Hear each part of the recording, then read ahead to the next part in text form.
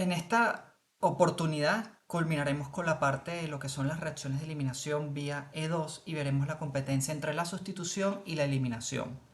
En la clase anterior habíamos visto que el producto más favorecido para una eliminación vía E2 era la olefina Zaitsev, que es la olefina más sustituida. Es la olefina que tiene mayor grupo de grupos alquilos dadores por densidad electrónica en torno al doble enlace. Y que la olefina Zaitsev, la más favorecida de las dos, era la olefina trans, porque había menor repulsión electrostática. En este momento comenzaremos con un pequeño ejercicio y después veremos cómo se puede favorecer la orientación Hoffman respecto a la orientación Zaitsev. Entonces, vamos a comenzar con esto y si yo tengo, por ejemplo, el siguiente ejercicio que me dicen el treo 1-cloro 1,2 difenilpropano en presencia de etóxido de sodio y etanol me da el compuesto E, alfa metilestilbeno, el trans 100%. Y si tengo el eritro, que es el 1-cloro 1,2 difenilpropano, me da el isómero cis, sería el Z. Primero debemos recordar la nomenclatura E y Z. Básicamente, cuando yo digo Z, cuando yo digo Z, el isómero Z se está refiriendo al isómero cis. Y cuando digo E, el isómero E se está refiriendo al estereoisómero trans. Entonces, primero yo voy a pasar este compuesto, eso es cis y trans, y tengo que ver qué es eritro y treo. Eritro y treo era cuando yo tenía, por ejemplo, dos carbonos quirales que son adyacentes entre sí y los sustituyentes X y X están del mismo lado, por ejemplo, Y y Y. Esto decimos que es eritro,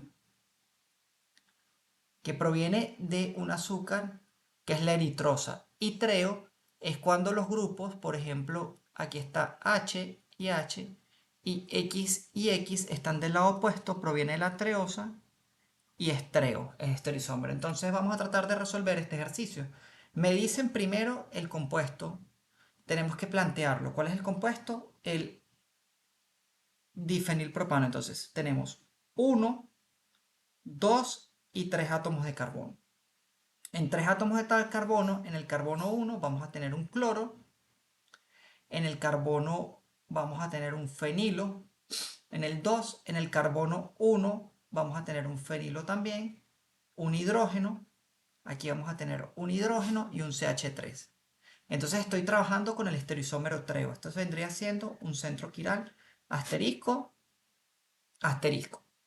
Entonces, cuando me están diciendo que es un propano, ¿verdad? Y que este compuesto es treo, básicamente yo voy a obtener 3 átomos de carbono. Aquí voy a tener este carbono, ¿verdad? Que está aquí. Voy a obtener este átomo de carbono y voy a obtener el CH3 aquí. Acuérdense que la cadena carbonada se coloca en posición lineal. Entonces, aquí, esto vendría siendo el carbono número 1.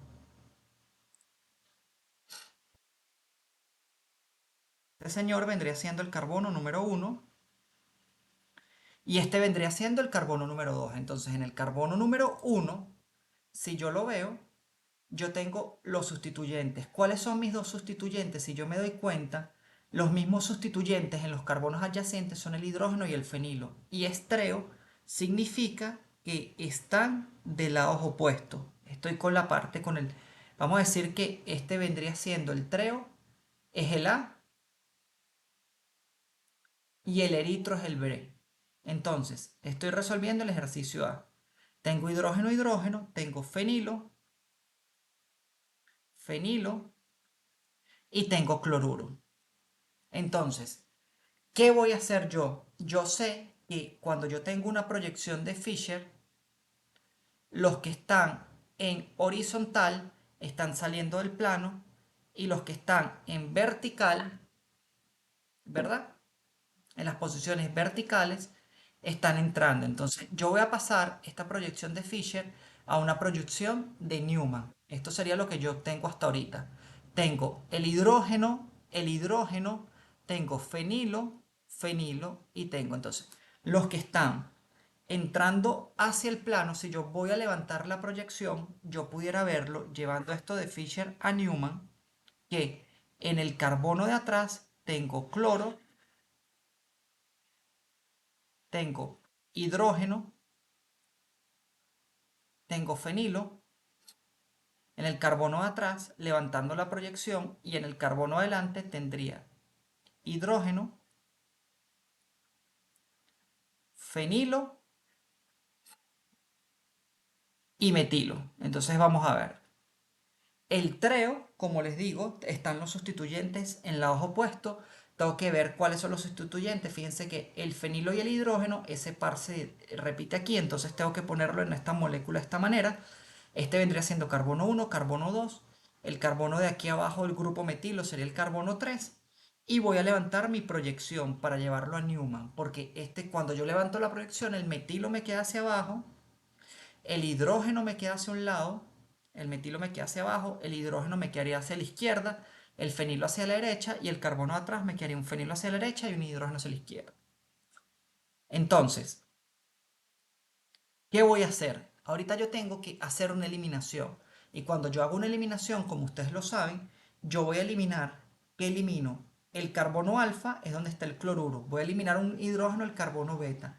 Y por las condiciones de reacción que tengo etóxido de sodio, hay una base muy fuerte y por lo tanto, bajo esa condición, ¿qué es lo que va a ocurrir? Bajo esa condición yo tengo que tener al cloro y al hidrógeno en el mismo plano. Entonces, el carbono de atrás, si ustedes se dan cuenta, el cloro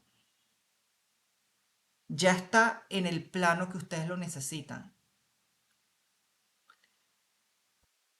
Porque la eliminación es antiperiplanal transdiaxial. Y yo estoy moviendo esto para acá. ¿Qué me quedaría? Me queda el cloro y el hidrógeno en el mismo plano, me quedaría el metilo y me quedaría el fenilo.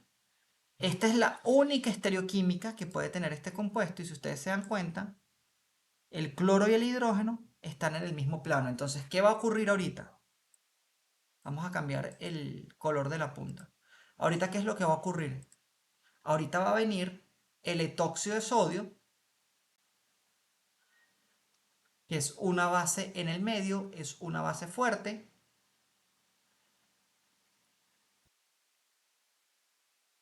Va a tomar un hidrógeno para que se forme un nuevo enlace oxígeno-hidrógeno, se rompe el enlace carbono-hidrógeno, se forma un nuevo enlace carbono-carbono y se rompe el enlace carbono-cloro. Como resultado de eso es que si yo volteo mi molécula, yo voy a ver que voy a obtener, o sea, la voy a voltear ahorita de esta manera, va a obtener un carbono, otro carbono, voy a obtener que eliminé hidrógeno y cloro. ¿Qué tenía aquí en este átomo? Tengo fenilo y metilo. Entonces aquí tengo fenilo.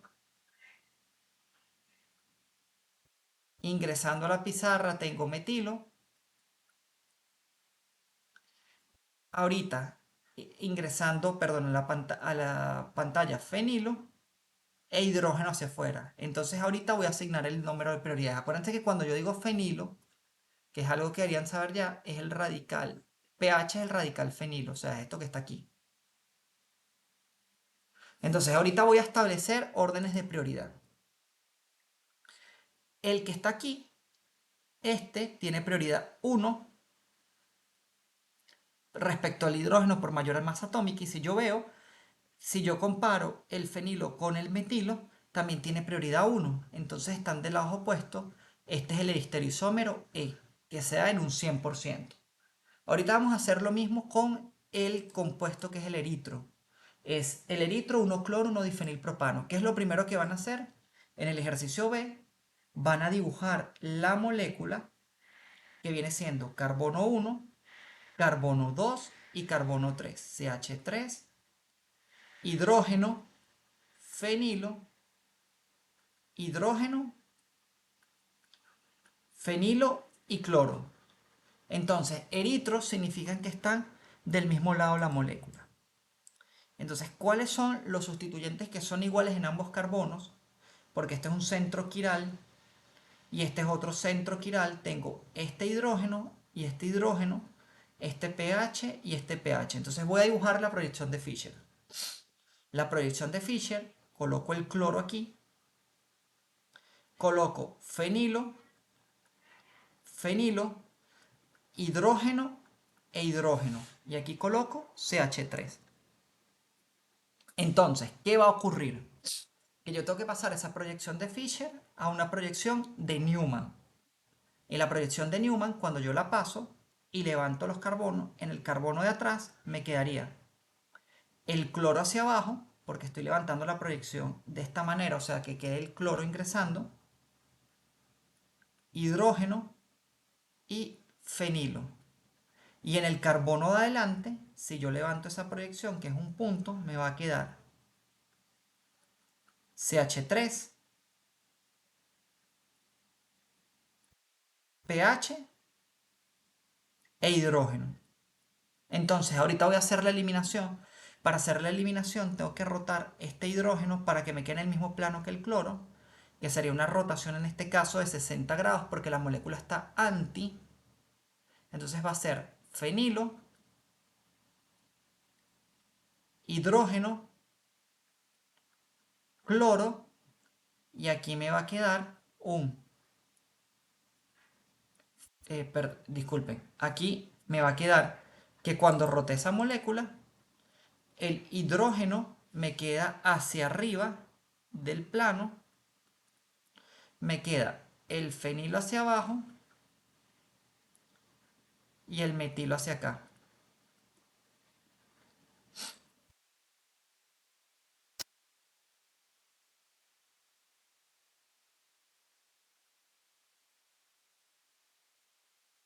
Tengo el etóxido, que es CH2, CH3.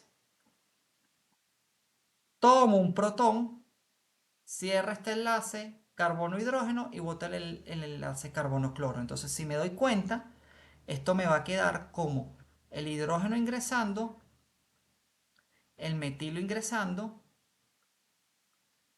fenilo hacia afuera y fenilo hacia afuera.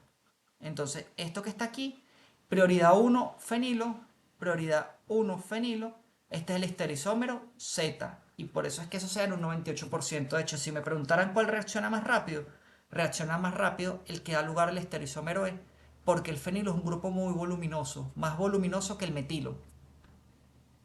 Entonces, y aquí el fenilo está con el hidrógeno, pero aquí ambos fenilos están opuestos entre sí. Y esto va a ser muy inestable para llegar a alcanzar este conformero. O sea, si yo hiciera las gráficas de energía, este es ángulo de rotación, y hiciera esta gráfica de energía, el que me da el E va a tener esta energía y el que me da el Z va a tener esta energía. E, Z. Ese conformero tiene mucho mayor energía y se forma mucho más lento. Entonces, ¿qué vamos a continuar ahorita? Una vez que pudimos ver esto y entender, vamos a ver cómo se favorece la orientación Zaitsev. Una de las formas de favorecer, perdón, la orientación Hoffman.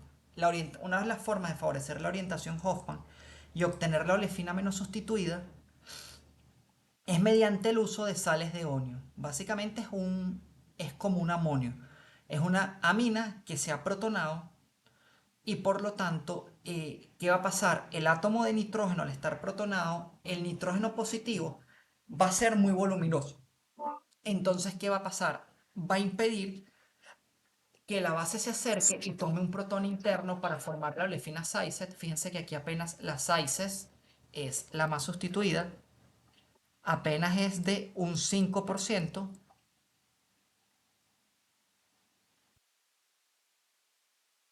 Y la Hoffman acá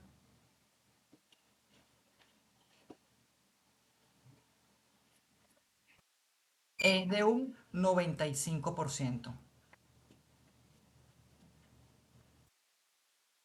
Además que el átomo de nitrógeno cargado positivamente es muy electronegativo y va a incrementar la acidez de los hidrógenos terminales. Igual pasa con una sal de sulfonio, o sea, un átomo de azufre cargado positivamente.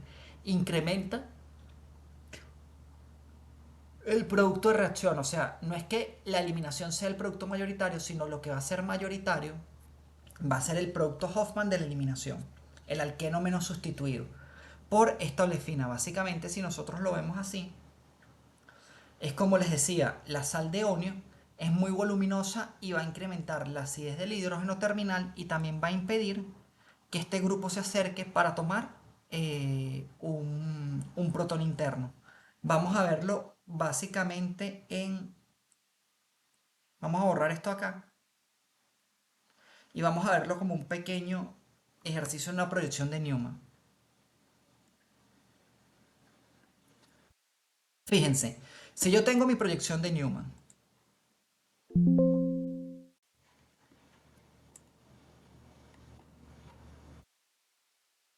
y yo vengo y coloco aquí y tengo,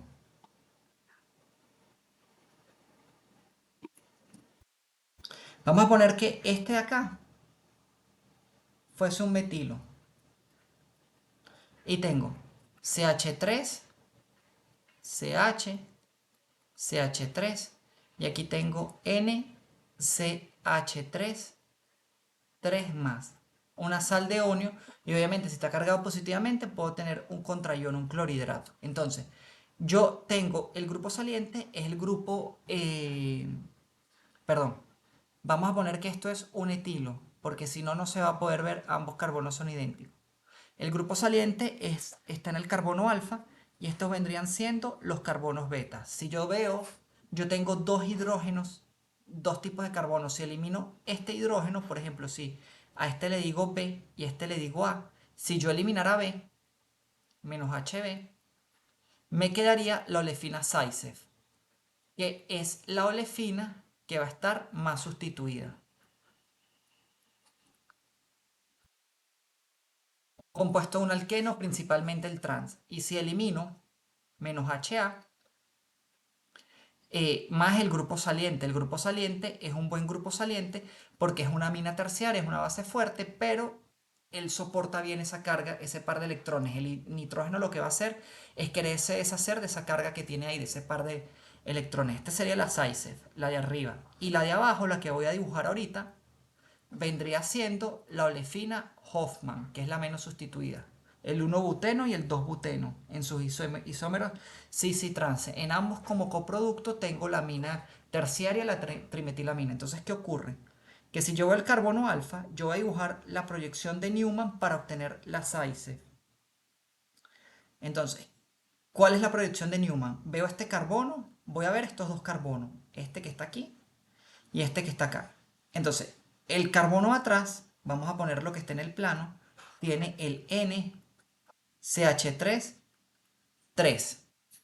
Esto que está aquí, ese carbono tiene un hidrógeno, este carbono, y tiene un metilo.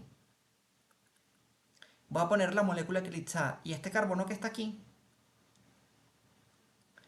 tiene otro hidrógeno, un hidrógeno y un metilo. Entonces, que una base venga y trate de agarrar este protón de aquí, va a tener mayor impedimento estérico porque tengo este grupo metilo, tengo este grupo metilo y tengo el grupo alquilo. Entonces no es tan sencillo. Mientras que si dibujo la Zaitsev, que sencillamente es ver estos, perdón, la Hoffman, que sencillamente ver este hidrógeno y este hidrógeno, el carbono de atrás es el que yo voy a decir que tiene, es el NCH3, 3, más mi etilo, CH2, CH3, hidrógeno, y mi metilo sería hidrógeno, hidrógeno e hidrógeno. Fíjense que ahorita no tengo, nada más tengo un etilo, pero los demás son hidrógenos. Entonces una base se pudiera acercar aquí y tomar este protón para formar mi olefina Hoffman. Por eso es que Cuando hay sales de onio, compuestos de este estilo que estén unidos, cargados positivamente, disculpen, cargados positivamente acá, unidos, por ejemplo R3, o una sal de sulfonio.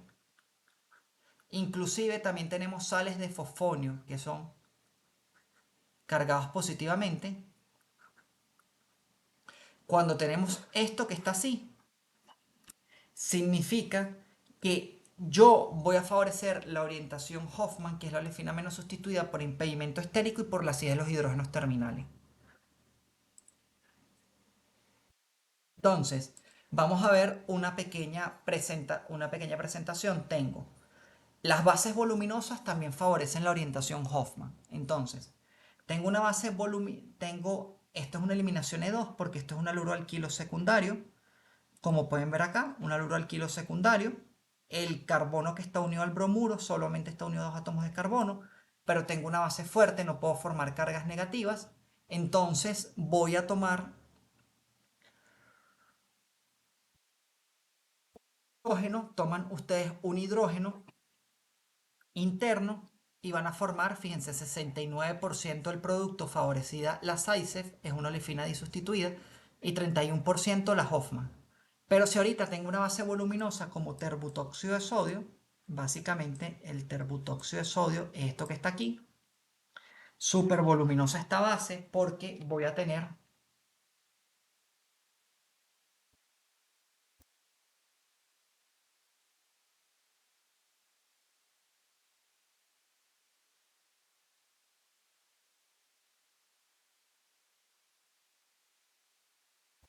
esto que está aquí. Entonces, ¿qué va a pasar? Yo voy a venir y voy a tomar un protón de la parte interna o de la externa, pero acercarme aquí va a ser mucho más complicado y fíjense como ahorita el producto Hoffman, el SAICEF, perdón, que es el más sustituido, el producto SAICEF disminuye y el Hoffman aumenta en un 73%, que es la olefina menos sustituida. Esa es la orientación SAICEF, en este caso es la menos favorecida y la orientación Hoffman va a ser la más favorecida. Ok, las reacciones de eliminación son sumamente importantes desde el punto de vista biológico porque están presentes, por ejemplo, en el ciclo de Krebs, que es el ciclo que permite la conversión del ácido cítrico al ácido isocítrico. Como ustedes podrán ver aquí, parto del ácido cítrico, hago una eliminación y en esa eliminación termino un grupo saliente, que esto tengo que protonarlo, ¿verdad?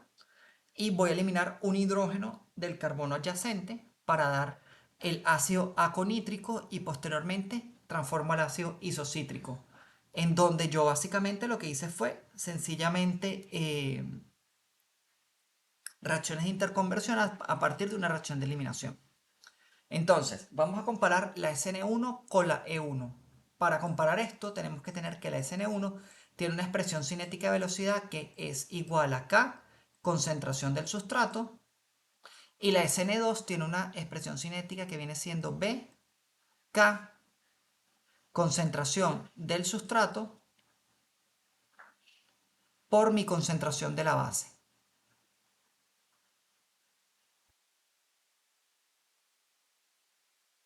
Si yo me doy cuenta de esto, en la E1 el que reacciona más rápido son los haluros del alquilo terciarios y después los secundarios porque va a haber formación de carbocatión. La E2 reacciona más rápido los haluros del alquilo terciario que los secundarios y que los primarios. Aquí puede venir una confusión con la SN2. Recuérdense que una reacción SN2 es una reacción de sustitución nucleofílica. Yo voy a sustituir un átomo por otro y por lo tanto me tengo que acercar al centro de reacción, al carbono alfa. Mientras que en la E2, si yo no me puedo acercar al carbono alfa y tengo una base fuerte, que se va a favorecer es la eliminación. ¿Qué solventes me permiten estabilizar esto? Bueno, en la E1 son solventes polares y en la E2 son solventes no polares o polares apróticos. La rapidez, que es la cinética, de primer orden unimolecular y de segundo orden. En ambos casos, el producto favorecido es la olefina SAICEF, la olefina más sustituida desde el punto de vista termodinámico, a excepción que en la E2 yo tenga una sal de onio. Si tengo una sal de onio, voy a favorecer la olefina Hoffman. Y tengo que tener buenos grupos salientes. La reacción competitiva de la E1 es los rearreglos y la SN1. Y la reacción competitiva de la E2 van a ser, no son los rearreglos, no hay rearreglos, es la SN2 de la E2. Y aquí no hay ninguna geometría específica porque el carbocatión tiene en la E1 una geometría trigonal planal, mientras que en la E2 es una geometría antipeliplanal transdiaxial. Básicamente el hidrógeno y el grupo saliente, si el grupo saliente X está hacia arriba, el hidrógeno tiene que estar hacia abajo. Tienen que estar en el mismo plano formando 180 grados, al menos que yo pueda realizar una eliminación sin que el ángulo de formación entre ellos, por ejemplo en un ciclo, que yo tenga un ciclo así,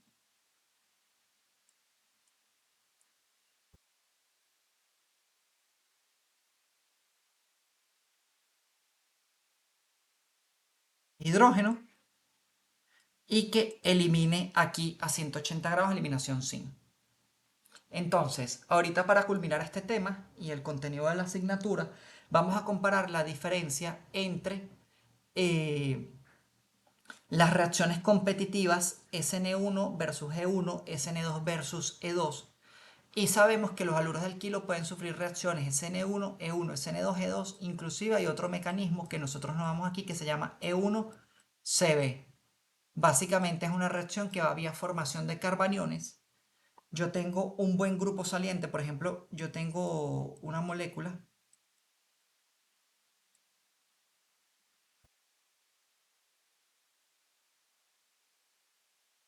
tengo buenos grupos atractores de densidad electrónica. En este caso se forma un carbanión y el carbanión deslocaliza por resonancia en torno al anillo, aromático. Por ejemplo, aquí meta sería en aquí, para que deslocalice por resonancia. Pero esto no lo vemos nosotros.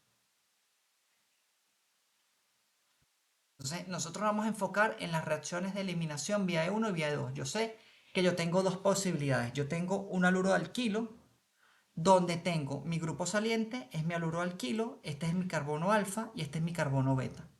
Si yo ataco directamente al carbono alfa, tengo una reacción de sustitución. Si yo tomo un protón del carbono beta, tengo una reacción de eliminación. Porque básicamente la relación obtenida para el producto de sustitución y eliminación puede variarse dependiendo de la estructura del sustrato, del carácter básico o ácido del nucleófilo, del disolvente y de la temperatura. Entonces, la reacción natural es la reacción de sustitución. Pero yo puedo favorecer el producto de eliminación si tengo sustratos muy impedidos estéricamente en el centro de reacción. O sea, imagínense que este es X, es el haluro, pero aquí yo tengo grupos alquilos muy voluminosos, por ejemplo, grupos propilo, que van a ser muy voluminosos y me van a dificultar que el nucleófilo se acerque acá. Entonces, el que va a preferir en un haluro alquilo terciario tomar un protón para darme el lugar al producto de eliminación, en este caso un 100%. Porque básicamente no hay un impedimento estérico muy grande para extraer un hidrógeno. Otro es si yo incremento el tamaño de las bases. Una base fuerte y voluminosa va a favorecer el producto de eliminación respecto al producto de sustitución. En este caso, fíjense, yo tengo un haluro alquilo secundario y tengo la reacción que va con etanol. Esta es una reacción a 55 grados centígrados que va vía SN1 o E1, vía formación de carbocationes. El producto de eliminación es apenas el 3% y el de sustitución 97%. Pero si ahorita yo cambio esa reacción y la pongo en etoxio de sodio, que es un nucleófilo fuerte, pero ahorita va a estar más impedido estéricamente, invierto y ahorita el mecanismo de reacción cambia y el producto de eliminación va a ser del 79% y el de sustitución del 21%. Otro es la polaridad del solvente. Si ustedes se dan cuenta, el estado de transición de una E1 y especialmente de una E2, si yo comparo por ejemplo el estado de transición de una SN2, el estado de transición de una SN2 básicamente tengo el nucleófilo, este es el estado de transición de una SN2. El nucleófilo está cediendo su par de electrones, ¿verdad? Vamos a poner que esto fuera un haluro de alquilo no sustituido.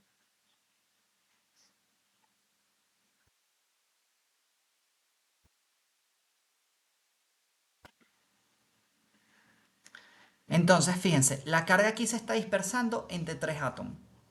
Y en una E2, imagínense que yo tengo ahorita este compuesto, tengo un haluro alquilo, el estado de transición, el cloruro, y aquí que tenga, por ejemplo, metilo,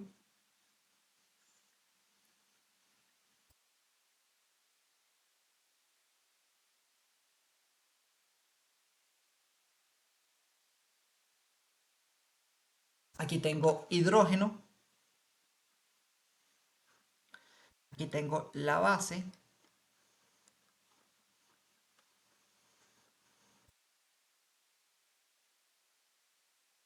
hidrógeno y metilo. Entonces, ¿qué va a pasar? Sencillamente, fíjense, en la SN2 la carga se está dispersando entre uno, 2 y 3 átomos. Mientras que la E2, este es el estado de transición de la E2,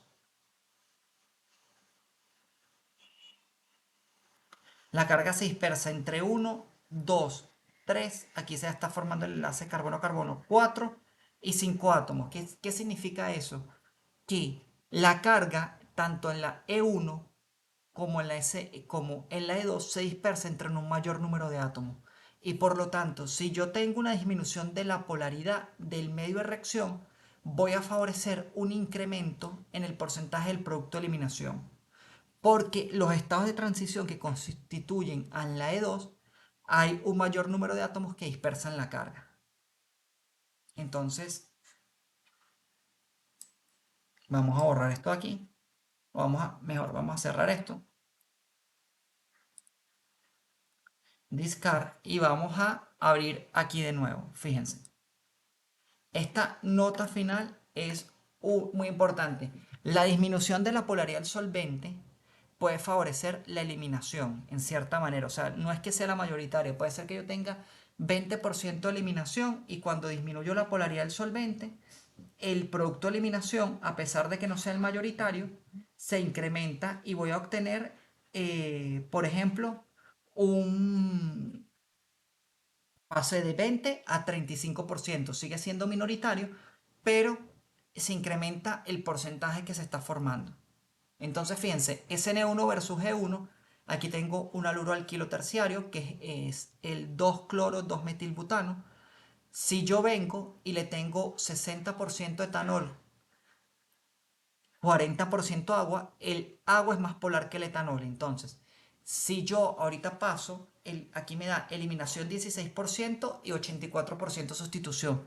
Pero ahorita si yo incremento el porcentaje de etanol en un 20%, quiere decir que hay 80% etanol y 20% agua, el producto de eliminación se va a incrementar y voy a tener un 33% de eliminación y un 67% de sustitución. De igual manera, fíjense que el de eliminación no es el mayoritario, pero se incrementó el porcentaje. En la SN2 respecto a la E2, igual, si yo ahorita tengo 60% etanol, 40% de agua, bajo esas condiciones de reacción, tengo 54% del producto de eliminación. Pero si yo ahorita pongo 100% etanol, que es menos polar que el agua, incremento el producto de eliminación hasta un 71%. Disculpe, ok, perfecto. Y lo último que vamos a terminar viendo es la temperatura. Un aumento de la temperatura favorece la eliminación porque la reacción natural es la sustitución. Entonces fijémonos aquí. Yo tengo una reacción SN2E2 a 45 grados centígrados, el porcentaje del producto de eliminación es 53%. Mientras que si incremento el producto de eliminación a 100 grados centígrados de temperatura, el producto de eliminación se incrementa en un 64%. Igual pasa con la E1SN1. A 25 grados centígrados solamente se favorece el producto de eliminación en un 17%. Pero un 65% se va a favorecer el producto de eliminación en una E2SN2 se incrementa al 36% cuando incremento la temperatura 40 grados centígrados, de 25 a 65. Sin embargo, aquí el producto de sustitución no es el mayoritario. O sea, saber cuánto es el producto de sustitución, eso es muy difícil verlo. Pero Este, de manera general, podríamos decir que si yo disminuyo la polaridad del solvente, voy a incrementar el porcentaje del producto de eliminación. Si incremento la temperatura, incremento el porcentaje del producto de eliminación. Y si incremento el volumen del sustrato o de la base. Porque la reacción natural es de sustitución. Y como para finalizar, como cuadro resumen, aunque esto no siempre se cumple, es que si yo tengo nucleófilos débiles, como el metilo, este no va a cumplir, no va a reaccionar vía SN1. Un haluro alquilo no sustituido ni primario, impedido estéricamente, no reacciona, ni primario ramificado no reacciona vía SN1 y E1, secundario reacciona lento y terciario reacciona rápido. Si tengo una base fuerte, un nucleófilo, generalmente reacciona muy rápido el no sustituido, el primario no impedido, el primario ramificado es lenta y el secundario vía SN2. Y el terciario puede reaccionar vía SN1 y E1. Si tengo un nucleófilo que sea fuerte pero es una base débil. Si tengo un nucleófilo fuerte y base fuerte, ya el terciario es E2 y puede ser SN1 o E1 dependiendo de las condiciones de reacción. Si tuviera medios que me permitan solvatar carga. Y si es una base muy fuerte y impedido estéricamente, solo el demetilo, el haluro alquilo no sustituido, reacciona vía SN2 y los demás reaccionarían vía E2. Entonces, con esto culminamos todo lo que es el contenido programático de Química Orgánica 1 y yo les procederé a subir la clase y a avisarles cuando esté lista. Y bueno, cualquier duda estamos a la orden.